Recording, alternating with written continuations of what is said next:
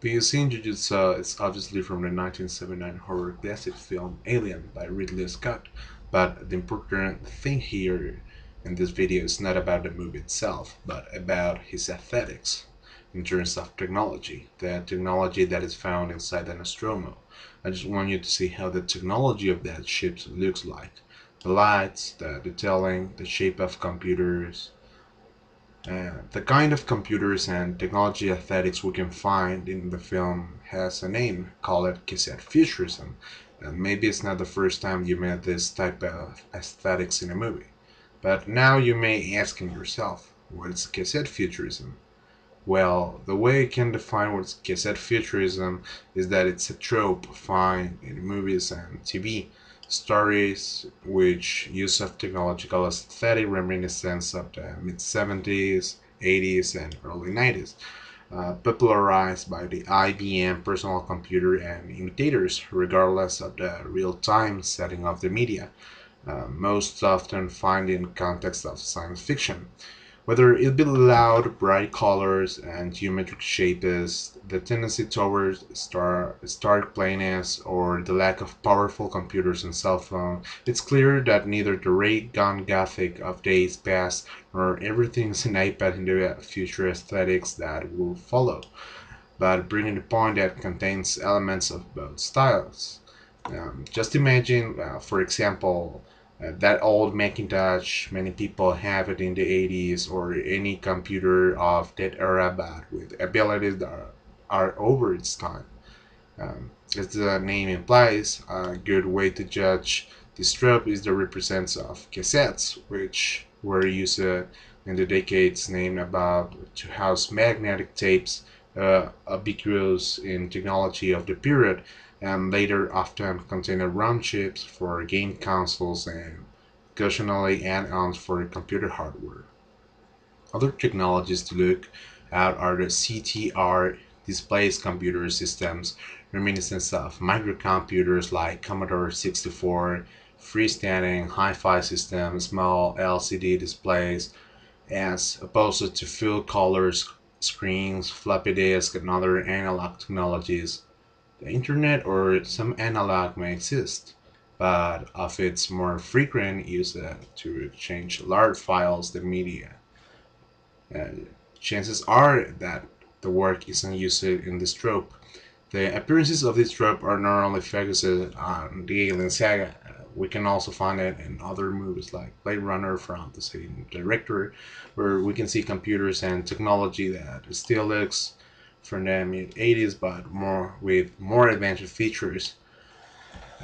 Also, in the Star Wars saga, has some of these aesthetics in the technology, especially in the original trilogy, like the scenes in Imperial ships where you can see that Imperial officers working that computers, and also in the Rebel bases. Many anime series that I like to call the golden age of anime also show similar features of these aesthetics in terms of chunky computers with apparent little capacity, but in reality they are more powerful than they appears. Uh, the great examples are Mobile Suit Gundam franchise, the Macross saga, Ghost in the Shell, Acura, Rogency, Cowboy Bebop, and other many anime from the 80s and mid 90s. The trope, perhaps, it's returning to popular culture with the arrival of electronic music subgenre called synthwave, which technically pays homage to the electronic music of the 80s, the synthesizers, and the aesthetics of this subgenre has a lot of science fiction, and as we know, the genre makes a lot of homage to the cinema of that time, and especially for the sci-fi genre.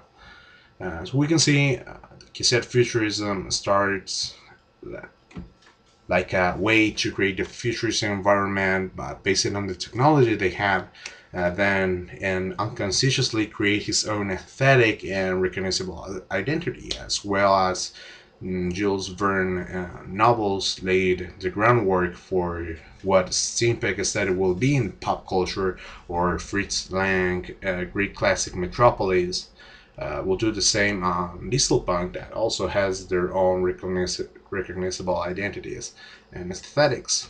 But in despite of everything, it's very undervalued because other genres and aesthetics obscures it, and perhaps it's because not as popular cyberpunk aesthetic that's more digital and appeals more to current technology that we are most familiar with it, more digital. And as we see, cassette futurism has more like analog features, or perhaps it should be seen as an aesthetic section that's only for decoration. But in reality, no. From my point of view, the history goes hand in hand with aesthetics as much as the capabilities with it. It's built. The universe is actually built in the type of technology it's like presented on the film or the book or the series, as we see in the Alien franchise, for example, that most of the universe is constructed in this type of technology aesthetics. And I believe that there should be a label for a science fiction story as well as for cyberpunk. Of course, the story may be more previous genre, but remember that most popular aesthetic of hard cyberpunk is that technology appears more advanced than the cassette futurism. Not so much in itself, despite the cyberpunk as we know the genre in the media.